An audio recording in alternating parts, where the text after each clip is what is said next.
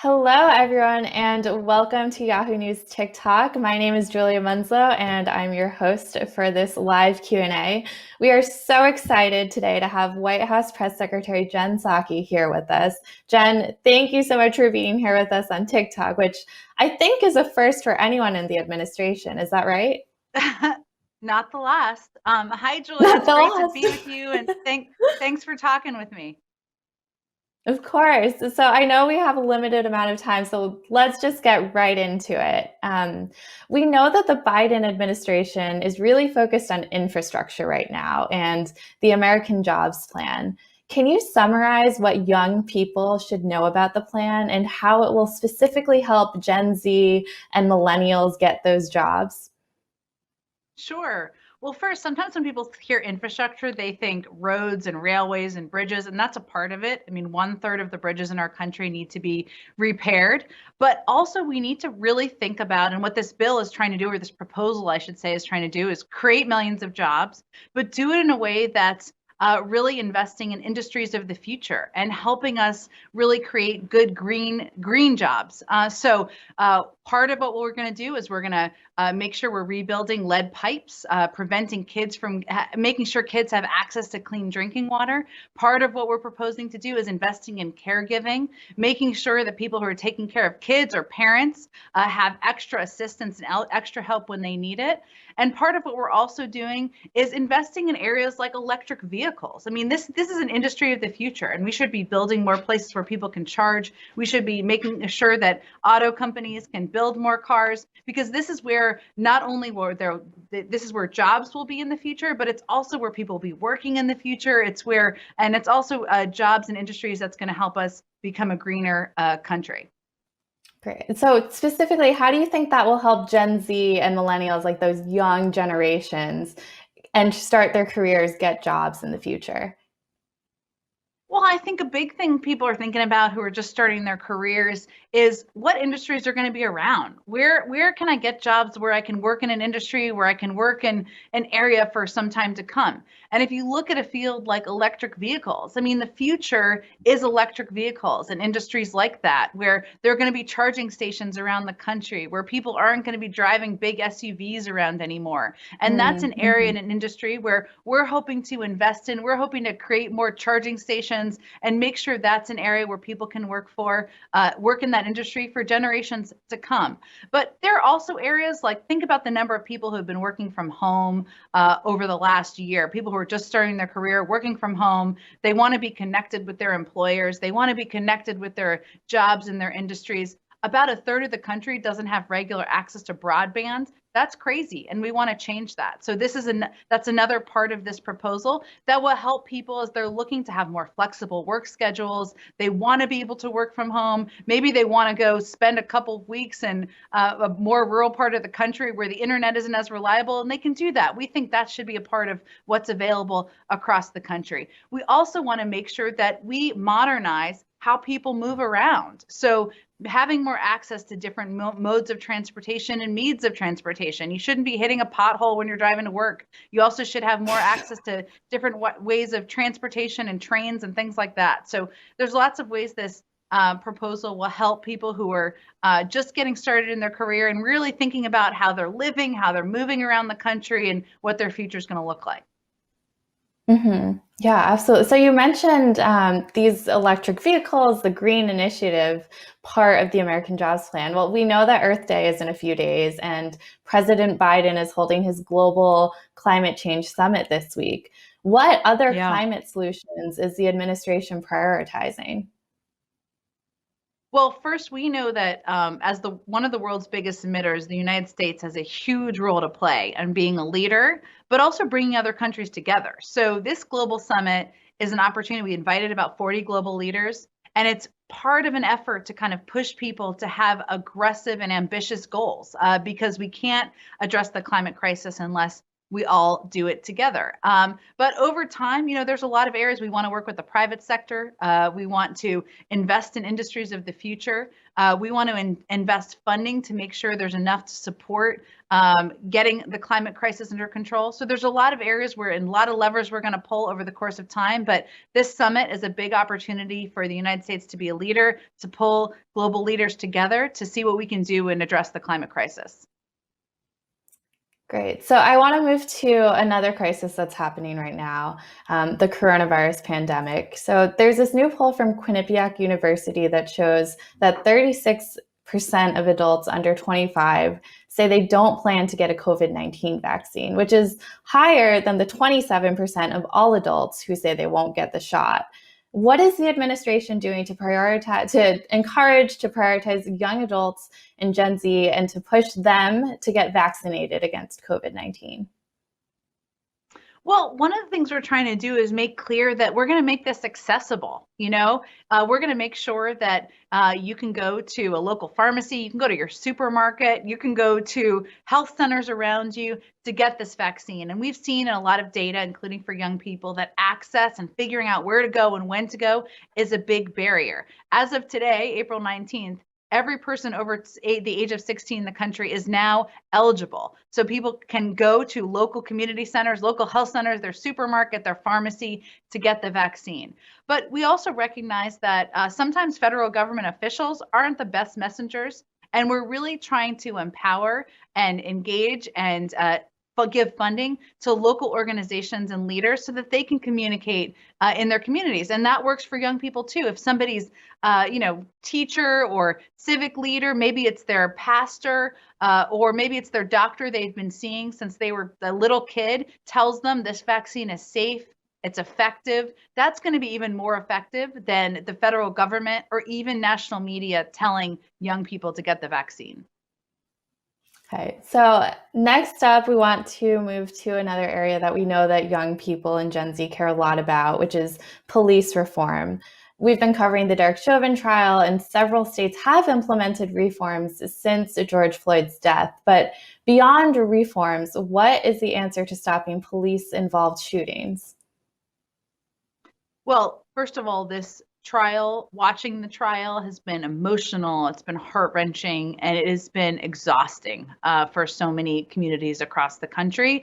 And even as the trial has gone on, we've seen additional deaths and losses of life at the hands of law enforcement authorities that never should have happened. So, it's really hard to watch. And I think we recognize that and how it's impacting young people and people of all ages across the country. Police reform, there are states, you're right, there are states that have put in place reforms. That's an important step. We really need federal legislation. There's the George Floyd Act that the president strongly supports, that we really would like to see Congress send to his desk, because federal legislation will make it the law of the land in every state across the country, putting in place these necessary reforms across the country. We feel that will be a huge step forward, but we also need to invest in local communities. And there's funding that's been proposed in the president's budget to do exactly that. We need to address community violence, make sure there's the funding to do that. So there's a lot of work that still needs to be done, but the George Floyd Act would certainly be a step forward in order to put reforms necessary and long overdue reforms in place.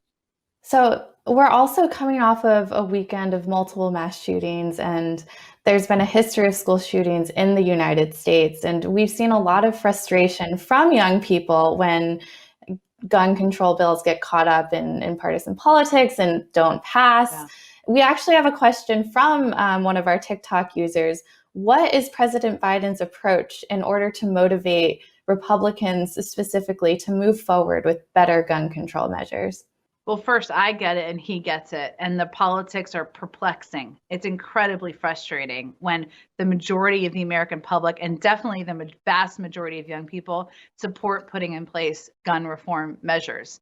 Look, I don't think there's a secret about where the president stands to any Republican in Congress. What he is very motivated by and excited by, and has been for the decades he's been working on this issue, back to the 90s when he got the assault weapons ban put in place and background checks put in place, is the activism of young people and the activism of a lot of these grassroots organizations. And a lot of the action may happen in states first. That is certainly a possibility. But there's no question that every time there's a tragic shooting, it's a reminder of how necessary and overdue reforms and actions are. And he's going to keep pressing on it. And he is going to work in partnership with activists, young people, older people who have been passionate about putting these gun reforms measures in place. We just have to keep at it, and that's his view. So we know that this is an issue that is incredibly emotional for a lot of young people, especially those who have experienced school shootings or even done school shooting lockdown, the drills. And they also raise it as a mental health issue. And over the weekend, we saw Dr. Fauci calling gun violence a public health emergency. How is the administration planning to tackle the mental health side of this crisis? There's no question it's a public health emergency. It's a public health crisis. And while I'm a bit removed from school, I do have young kids who are going to be going to school, and it impacts mothers and parents as well. I think the reason that the president feels it's so important to move forward with gun reform measures, with gun safety measures, is because of the trauma that he's seeing, in part because of the trauma he's seeing with kids, with young kids, with families who just want to feel safe going to school and just want to feel safe being in their communities. There's no reason anyone needs to have an assault weapon. There's no reason that there shouldn't be universal background checks to ensure guns don't get in the hands of people who should not have those guns. He believes we need to address this and address the mental health impact that we're seeing in young people by putting reform measures in place. Some of that may be in states. He's going to keep pushing on the federal level because he sees what the impact looks like. So quickly just moving to another topic, we got several audience questions about the influx of migrants at the US-Mexico border. And, the TikTok audience, the young audience wants to know, what is the Biden administration's plan for its first significant actions at the border? When will that happen? And are there plans for the president or vice president to visit anytime soon? Well, I would say our first significant actions have already happened, and that we changed what we felt was a heartless and inhumane policy of the Trump administration, was that they sent kids who were under the age of 18 or teenagers away. They sent them back on the treacherous journey. Many of them didn't make it, or many of them were put in even more treacherous conditions. We changed that policy immediately. As a result, we have had more unaccompanied children, people under 18 come into our country. And the steps we have taken is not only having them come into our country, but also opening up a range of shelters to ensure they can have a place where it is safe, where it is humane, where they have access to educational resources, mental health resources, so that they can do that while we get them connected with family members or vetted homes they can be in. I don't know that I know there's a lot of focus on the president or the vice president going to the border, but their focus is really on solutions and what we can do to help these kids and how we can expedite processing at the border, how we can get more resources to get more shelters open. That's their focus, and they don't want to distract from the cause at hand. Okay. Well, I know we're short on time, and something that we know about our TikTok audience is that they're very interested in career paths and high power jobs, what it's like behind the scenes. So we wanted to ask you a couple of lightning rounds about your journey to become the White House press secretary, if you're ready. Okay. Yeah, I'm ready. So really fast, how did you become the White House press secretary? Well, first, for anybody who has already dealt with setbacks in their life, this is the third time that I was in consideration for this job. The first two times I was the runner-up and didn't get the job. So keep at it. Sometimes it works out. But really, I've just been involved in politics and government for a long time. And, I found a passion that I've loved working in. And, I'm honored to be a part of this White House and work for this president, who I think is exactly the right person to heal the country and bring us hopefully back together at this point in history. What is it like working for President Biden? Do you get to talk to him whenever you want?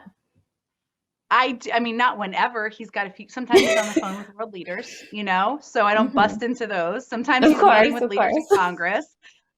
Look, I will say he's incredibly accessible, and he is somebody who is funny. He's a storyteller. He has an enormous heart he wears on his sleeve, and I think people see that in public, but that's exactly who he is on private. In private, when I was talking to him about the possibility of this job or the possibility of becoming the press secretary, one of the things, I have two kids who are very little, who are 2 and 5, and he said to me, anyone who's ever worked for me will tell you that whenever you need to do something with your kids, you go do that. And I know a lot of the people who are Mhm. your followers may not have kids quite yet, but I can tell you that has a huge impact. Family comes first for him, and he's really just a heartfelt, empathetic person who also has decades of experience. So he knows a lot of things about a lot of things, and that makes it really enjoyable to work for him. Okay, so we wanted to find out more about what your day in the life looks like. How early do you get up? Do you ever snooze? Do you have a power snack of any kind? Oh man. Okay. I get up really early, like a farmer. I also have two little kids who sometimes wake me up, but in the fives, usually I get up. Sometimes I snooze and I Mhm. like count to 20 and think maybe I'll get up when I hit 20. So yes, I'm a human being. Of course I snooze.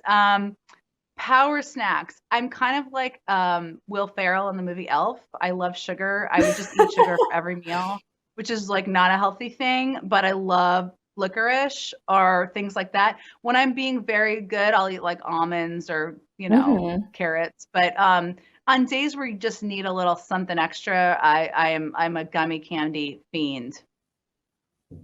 And then how do you get ready for a press briefing when reporters could ask you about anything that's going on in the government? Do you get to talk to anyone you'd like to in the administration?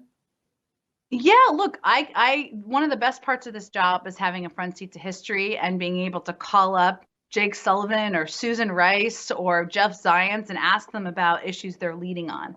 What people really don't see, though, is that I have this incredible team of people behind me who are deep in these issues and working hard on all of these issues. So for people who are close followers of you, some of these people are really young. I mean, we have a guy, Kevin, who does COVID.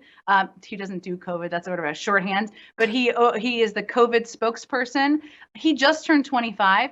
He was the COVID spokesperson for the White House before he could rent a car. He's phenomenal at his job. We have another woman, Emily, who we stole from Capitol Hill, who her first week she had to roll out the American Jobs Plan. That's not an easy thing to do.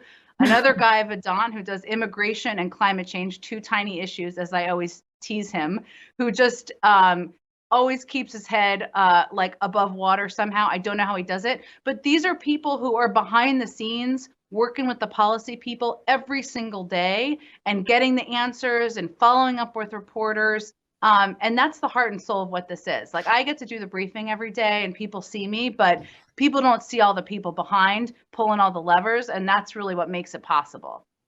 Yeah. Do you have any advice for young people who want to work in the White House one day? Oh, sure. One, I love political campaigns. I would say anybody who is old enough, go volunteer for one. It does not have to be a presidential. Do your local mayor's race, do the dog catcher, do the Senate, do the governor's race, whatever it may be. You'll see it if you love politics just by doing one campaign. The other thing I would say is don't think 5 years ahead of time or 10 years ahead of time. I still have no life plan. I don't know what I'm going to do in my life, in my future career. Just go with what happens. Jump through the door when it opens. And, politics and government definitely works that way, where you just have to seize the opportunities as they come up. Another campaign, an opportunity to work on Capitol Hill. But it's not more complicated than find a local person running for office, go work for them, see if you are bitten by the bug, and go from there. And then you can maybe one day I'll work for you. That is amazing advice. Thank you so much. And we have one final question before we let you go. Can you share any Okay. updates on the White House cat? Oh my goodness. I am waiting for I am allergic to cats, but I will still welcome the cat when the cat comes, and the cat will dominate the internet, and I'm fully aware of that. I don't have any updates on the cat. There's always rumors about the cat. We joke we're gonna like hold the cat back until we have a very terrible press day, but I don't know when the cat's coming. Your guess is as good as mine. You need a poll or something. Well, we'll be waiting for that cat just as much as you are. But thank you, Jen, so much for joining us. This is Yahoo News live on TikTok. We're here with White House Press Secretary Jen Psaki. Thank you, everyone who watched and joined us, and have a great day.